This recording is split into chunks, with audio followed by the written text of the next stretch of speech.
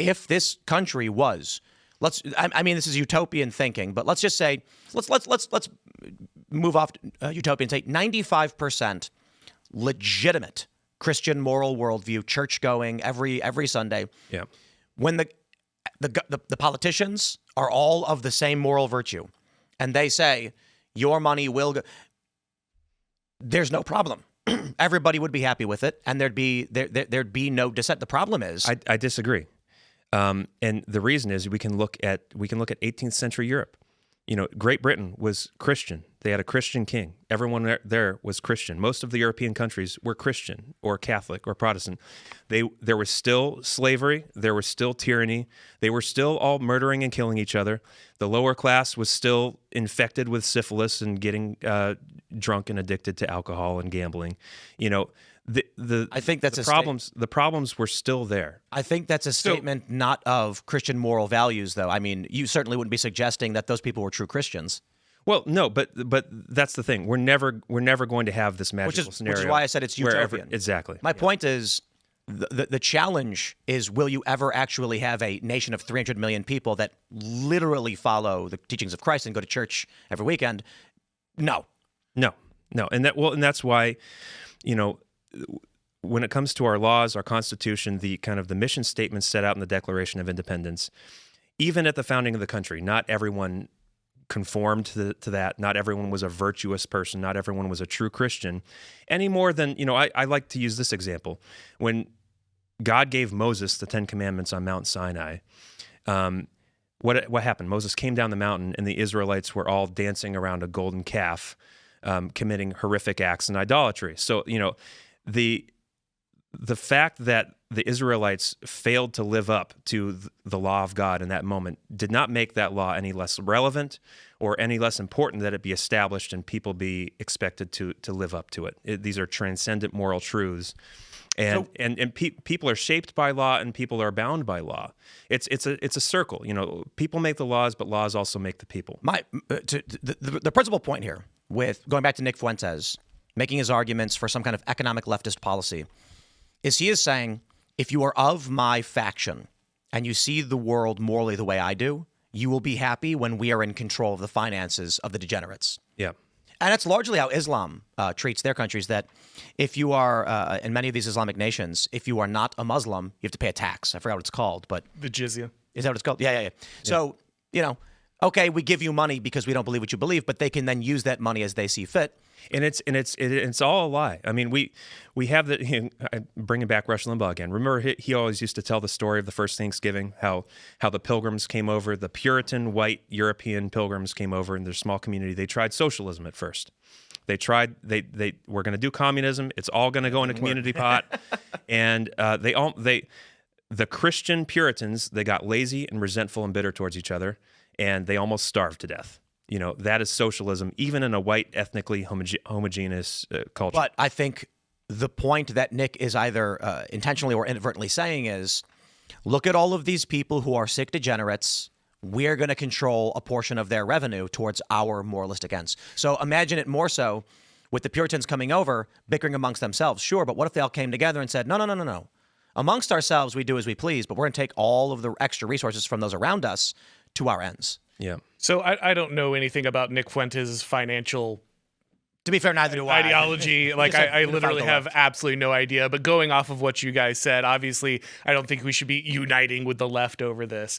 However, the question, and this is always the problem with looking at Fuentes, same thing's happening with Mamdani, right? All these people, how could you follow Mamdani? How could you believe in this socialism? How could you follow Nick Fuentes? How could you believe in these things? Well, obviously, because what we are doing right now is not working. Now, you could say what we're doing right now is not real capitalism, and it's got all these other issues. And yeah, absolutely, I'm here with you. Or because people are suckers for snake oil, too. Well, I think there's a little bit of that. But just to interject. I didn't quite get to the point. Sorry.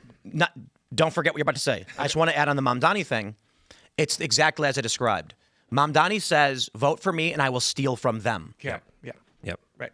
Yeah. So the underlying question is not, are people embracing socialism? I don't think they actually are.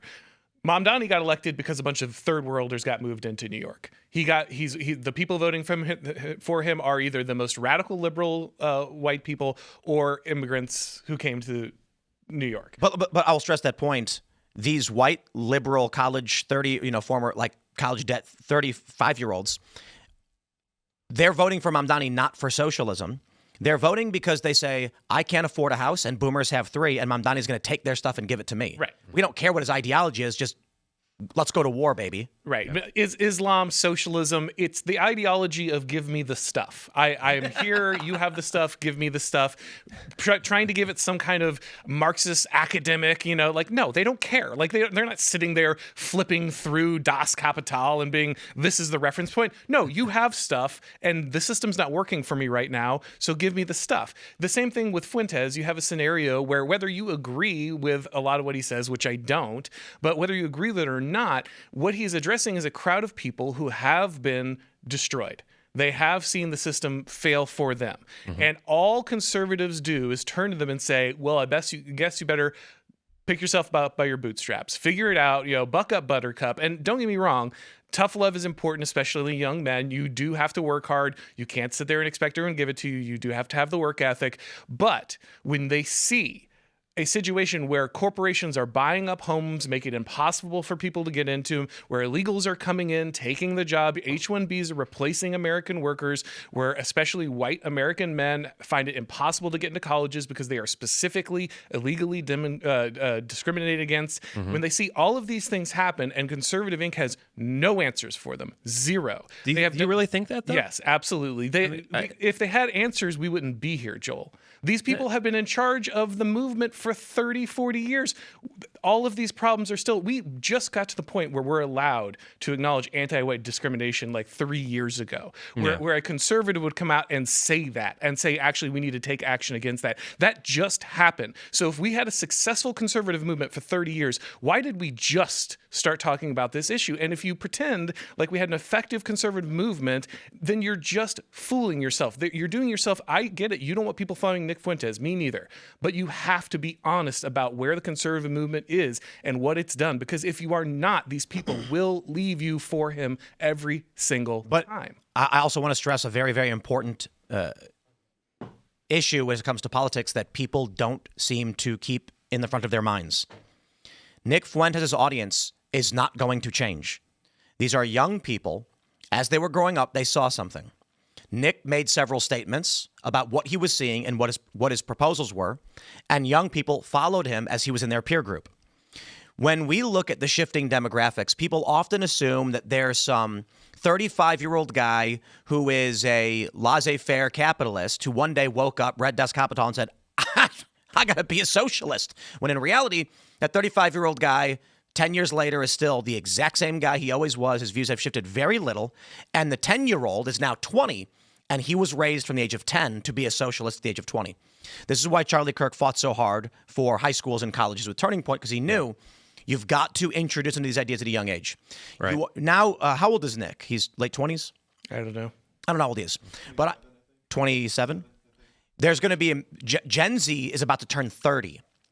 This debate is not going to change their minds because they have 20 years of education, knowledge, and interpretation of history and political facts. The question now is, how are you going to convince Gen Alpha, which is only 42 million, to believe in what you are saying? Specifically what? What are you... Well, my point is, the change that is coming with Nick and whoever else is... It's going to happen no matter what. You can't change it. It can't be stopped. This change was set in motion 10 years ago. And it's really fascinating to think, actually, 10 years ago, Donald Trump walking down the escalator, right? Not that... how old are you, Joel? 39. 39? Yeah. 41. 41. I'm also 39. We're in our late 20s watching all that go down. And now it's kind of crazy to see that people in our age group, as naturally as it is, start taking over positions of power, start coming into corporate positions. And we see this even with wokeness. Boomers have a very similar ideology to each other. This was true in the 90s. The arguments between them was very light. And that's why a lot of boomers left the Republican Party and became Democrats. And we now see these old neocons, crotchety neocons, are basically Democrats at this point because they always had this very similar view. And it's largely a pro-Israel view. As you get younger, it starts splitting more and more and more. Right. So the important distinction right now is We can certainly talk about the politics we want to be in place, but the conversation we're having is how are we going to create a unified message for Generation Alpha, who are about 15 years old? Yeah. So in 3 years, when Gen Alpha starts voting, which is pretty crazy, they're going to largely agree with what we want. Okay, so I think I laid it out at the very beginning, my little diatribe here. I laid out kind of all the problems that I don't think I left much out. I mean, I addressed pretty much everything that Nick Fuentes has been addressing, right? Mm-hmm. Cost of living, the disenfranchisement of young white men, all this stuff.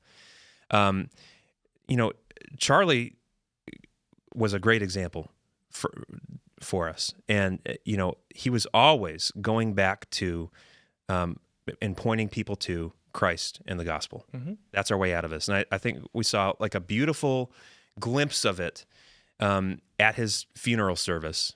We saw forgiveness. We saw worship. We saw devotion. We saw hope. We saw boldness in speaking the truth from a national stage. The answer to all of this is not in the right tactics. Seizing the right halls of power. It has to be a ground up spiritual revival, and that's something that you can't manufacture, which is what makes this answer so hard. Well, yes and no, right? Like, so at some level, the football team wins because it is, a bunch of guys supporting each other, sharing the same goal, working together, right? Like, they have to have that. They have to have that baseline understanding, those shared values. But at some point, there is a mechanical way in which the football team wins. Right. There is actually a specific set of steps that are tactically correct, strategically correct, need to be applied. You need to understand the mechanisms of how the game works and where your advantages are. You need both. Yes. But you can't sit there and say, it's just this. Now, don't get me wrong. Christ above all, right? Like, ultimately, Christ is the answer to everything. We're going to agree on that all day long. Yes. Right? But at some point, Christ has us doing things, right? Yes. Like Christ may bless your mission, but then you've got to go build the thing and do the thing, right? Yes, and that was there's a great debate between David French and Eric Metaxas exactly on this issue, because David French, one of the reasons he lost his way is because he kind of had his Christian faith that he wanted to keep in this like pristine little case in this ivory tower, untarnished and untainted by the filth of the world.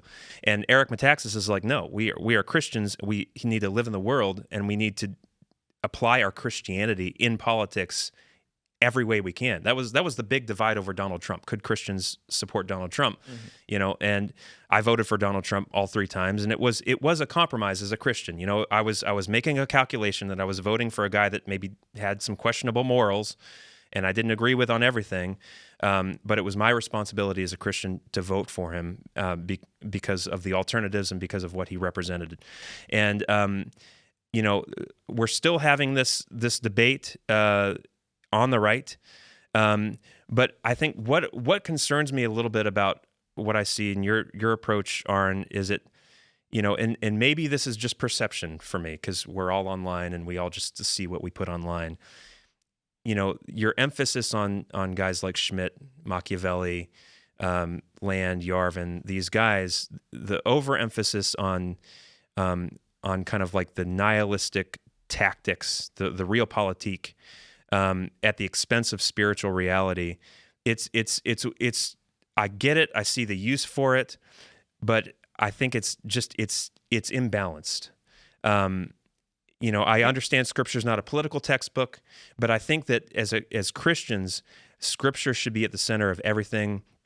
We should be citing it. We should be looking to it all the time. And I think it has some incredible wisdom for us in how we conduct politics. But I'm going to try and understand what you're saying. Is the argument that Auron's view is more based on the application of power from groups willing to enforce their worldview versus the truth that should just be? Yeah, well, it's almost like Lord of the Rings versus Game of Thrones. Lord of the Rings, there's our deities, there's transcendent moral truth, there's kind of a cosmic reality above it all. Game of Thrones is just germs in a petri dish fighting it out. It's just animals. Well, I view them both very, very similar. I mean, obviously they're fighting it out, but the question is, what reality do we actually live in? So realpolitik is not actual reality, because in reality, God exists and objective moral truth exists, and we have to account for that and acknowledge that everywhere we go and in everything we do, especially as Christians. And the prime example of this, the big failure that I've seen on the right in tactics and morals, has been this no enemies to the right thing that has become such a big part of the conversation over the last couple of years. Charles Haywood kind of coined this term, no enemies to the right, and the idea being, for the sake of tactics, for the sake of uniting against the left, we need to hold our peace when it comes to calling out evil or wickedness or bad ideas on the right. And after we defeat the left, we can have these conversations. It's all good, but we need to keep our mouths shut. No enemies to the right. And what it did, and what I saw over the next couple of years, is if you follow that all the way down, for one, it's very nihilist. It can almost turn you into this kind of twisted moral monster, and it's the exact same thing that Marxists do. So Marxists they look at everything in terms of oppressed versus oppressor, and so what they end up doing, and you see it all the time, is if wickedness is done by someone who is oppressed, they will defend that wickedness because it's coming from someone who's oppressed.